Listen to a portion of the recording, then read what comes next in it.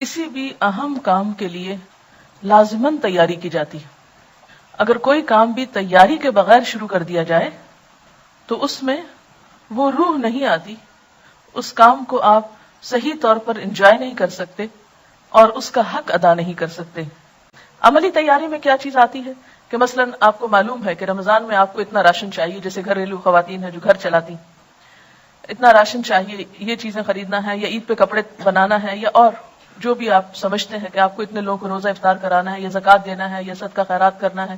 یا درس قرآن دینا ہے، یا جو بھی کام آپ رمضان میں کرنے والے ہیں، اگر بیٹھ کر رمضان سے پہلے ان کے بارے میں مذاکرہ کر لیں، ڈسکشنز کر لیں، گفتگو کر لیں، تیاری کر لیں، عملی طور پر آپ بازار جا کر اپنا حساب کتاب کر لیں کہ کتنا خرید و فروخت کرنی، یا منگوا لیں، اگر آپ خود نہیں جاتے تو بھی منگوا کے سب چیزیں کچن کی ایک طرح سے دوبارہ سیٹنگ کر کے ہر چیز سحری افطاری کے اعتبار سے، پھر ٹائم ٹیبل آپ کے پاس وہ ہونا چاہیے جس کو دیکھ کے آپ سحری افطاری کے اوقات فالو کرتے ہیں.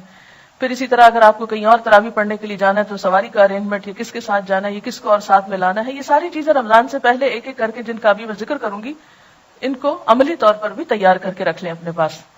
اس سے آسانی یہ ہوگی کہ جب کام شروع ہوگا تو آپ رائٹ اوے کام ڈے 1 سے شروع کر دیں گے. اور اگر آپ تیار نہیں ہوں گے تو پہلا عشرہ تو آپ کا صرف سوچ بنانے میں گزر جائے گا کہ اچھا رمضان آیا. جو کام آپ کو کرنے ہیں یہ چیزیں آپ نے روز کرنی ہے. مثلا میں نے لکھ کے رکھا ہوا کہ سب سے پہلے صبح میں کیا پڑھنا ہے، اس کے بعد تسبیحات کون سی کرنی. حالانکہ مجھے پتا ہے یہ کرنی ہے، لیکن پھر بھی میں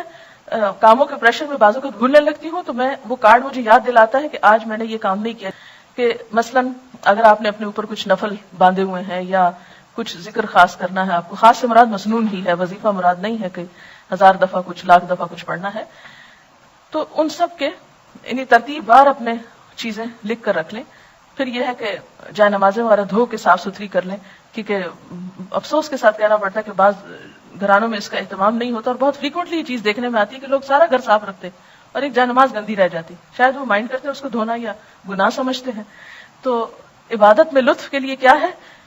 تھوڑا سا گھر کی صفائی کو بھی دیکھ لیں،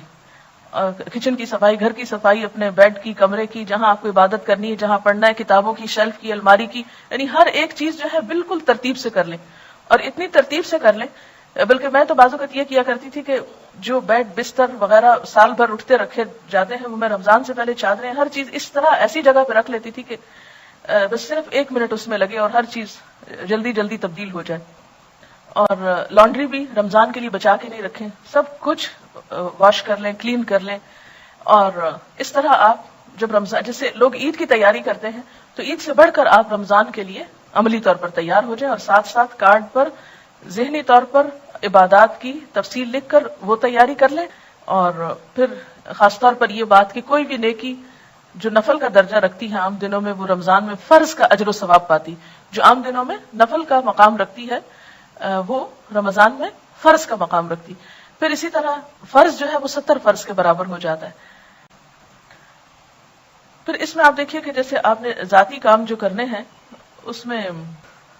روزہ رکھنا ہے. اور روزے میں صرف روزہ رکھنا نہیں ہے، بلکہ کیونکہ حدیث میں آتا ہے نا، جس نے روزہ رکھ کے جھوٹ بولنا نہ چھوڑا اور جھوٹ پہ عمل کرنا اور لڑائی جھگڑا اور فحش گفتگو اور ان چیزوں کو نہیں، تو پھر اس کا روزہ نہیں،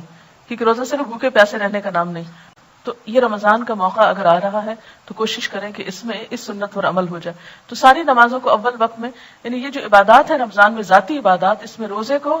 حقیقی روزہ، نماز کو، اول وقت کی نماز اور خشوع و خضوع. پھر اسی طرح نوافل میں جو چیزیں آپ کر سکتے ہوں، اور اس میں خاص طور پر قیام اللیل، یعنی جو تراویح کی نماز ہے، اس کا اہتمام، کیونکہ ایک نفل جو ہے وہ فرض کے برابر ہے. عام دنوں میں فرضوں میں کوئی کمی کوتاہی ہوئی تو انشاءاللہ تعالیٰ وہ اس کی کمی کو پورا کرنے کا سبب بنے گا. اس لیے تراویح کو بہت شوق کے ساتھ، کیونکہ اس میں مغفرت کا وعدہ بھی ہے کہ جو رمضان میں قیام شوق و ذوق کے ساتھ کرے گا وہ اس کے گناہ معاف کر دیے جائیں گے. پھر اسی طرح قرآن پاک کی تلاوت، قرآن پاک کی فجر کے وقت تلاوت جو ہے، یعنی نماز کے بعد جو آپ تلاوت کریں، اس تلاوت کو لاؤڈلی کرنے کی عادت ڈالیں. آپ دیکھیں گے کہ آپ کی زبان کی لکنت اور آپ کی زبان کی وہ جو ہے رکاوٹ، وہ دور ہوگی اس سے انشاءاللہ. پھر اسی طرح یہ جو صبح شام کی دعائیں ہیں خاص طور پر، ان کو پڑھنے کی عادت ڈالیں.